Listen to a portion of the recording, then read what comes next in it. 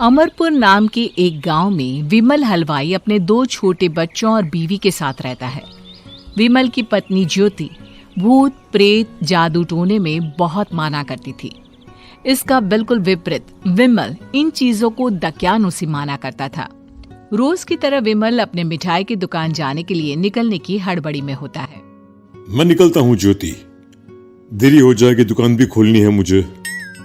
अजी ध्यान से, आज अमावस्या है। रास्ते में कोई कपड़ा या कुछ भी गिरा हो तो उसे लांग मत दीजिएगा, बगल से चले जाइएगा। अरे ऐसे तो तुम मुझे पागल ही कर दोगी क्या? हाँ, मैं नीचे देख कर चलूं कि सामने से कोई गाड़ी घोड़ा आकर मेरे ऊपर से चला जाए? दोनों हालत में तो मेरी ही मौत है। अरे क्यों सुबह सुबह इतनी अपसुगनी बातें कह रहे हो जी? मेरे गांव में तो ऐसा आंखों के सामने होता हुआ देखा है मैंने, इसीलिए कहती हूँ। वरना मुझे क्या, पड़ोसी को तो नहीं कहना चाहती मैं। पति हैं आप मेरे, इसलिए बोल रही हूँ। विमल अपनी मिठाई की दुकान चला जाता है। दुकान पर पहले से ही ग्राहकों की लंबी लाइन लगी हुई थी। ये लो, वहाँ ज्योति अमावस्या को लेकर परेशान है और आज तो हमेशा से ज्यादा ही लंबी लाइन लगी पड़ी है। अच्छी खासी बिक्री होगी आज। विमल दुकान खोलता है। एक के बाद एक ग्राहक उसकी दुकान पर मिठाई ले रहे होते हैं। तभी गांव की एक बूढ़ी औरत विमल से कहती है, जिस तेजी से बिक्री हो रही है, कहीं किसी की नजर ना लग जाए, नींबू मिर्ची टांग ले।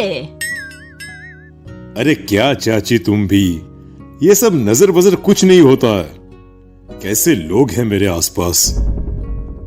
अपनी दुकान से शाम को विमल हंसते कूदते वापस घर आता है। हाँ, आज तो अच्छी खासी बिक्री हुई है। 1 महीने में जितनी बिक्री होती है, एक ही दिन में आज उतने पैसे कमा लिए मैंने। ये तो बहुत अच्छा हुआ जी, आज ही घर की नजर उतारी है मैंने। बिक्री तो अच्छी होनी ही थी।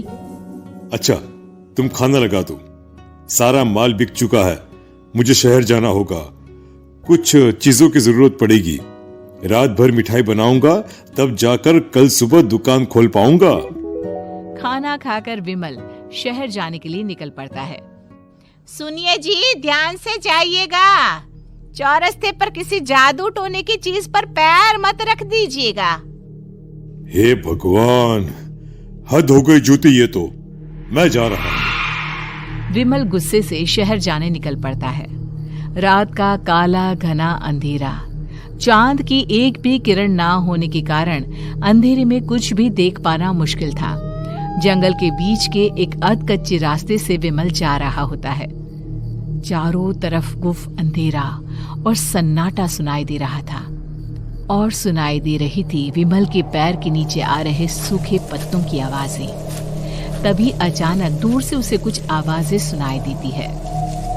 अरे, ये इतनी रात को जंगल के रास्ते कौन जा रहा है? शायद कोई टोली होगी। राम नाम सत्य है, राम नाम सत्य है, राम नाम सत्य है, राम नाम सत्य है। धीरे धीरे आवाज कुछ कुछ सुनाई पड़ती है। आवाज धीरे धीरे और नजदीक आती सी लगती है। विमल देखता है कि उसके सामने से सजी धजी सफेद कपड़े में लिपटी एक अर्थी निकल रही है, जिसके साथ 5 लोग ही थे। 4 आदमियों ने उसे कंधा दिया हुआ था। एक मटका लिए आगे आगे बढ़ रहा था। विमल के बिल्कुल सामने आकर अर्थी रुक जाती है। उसमें से एक आदमी विमल से कहता है, अरे भाई, जरा अर्थी को कंधा लगाना, मैं बहुत थक गया हूँ, बड़ी मेहरबानी होगी। हाँ भाई, कंधा तो मैं लगा दूं, पर रात को 12 बजे ये शव यात्रा, इस समय कौन अर्थी ले जाता है?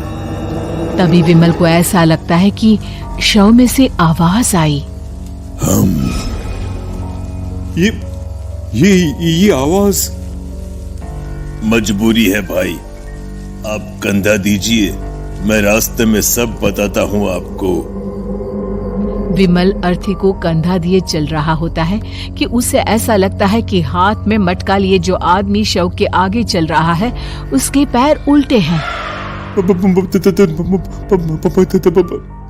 क्या हुआ भाई, हकला क्यों रहे हो? वो आपके साथी के पैर उल्टे। विमल अपनी बात पूरी भी नहीं कर पाता कि वो देखता है कि उस आदमी के पैर तो सीधे ही हैं। अरे नहीं, कुछ नहीं, मुझे शायद वहम हुआ होगा।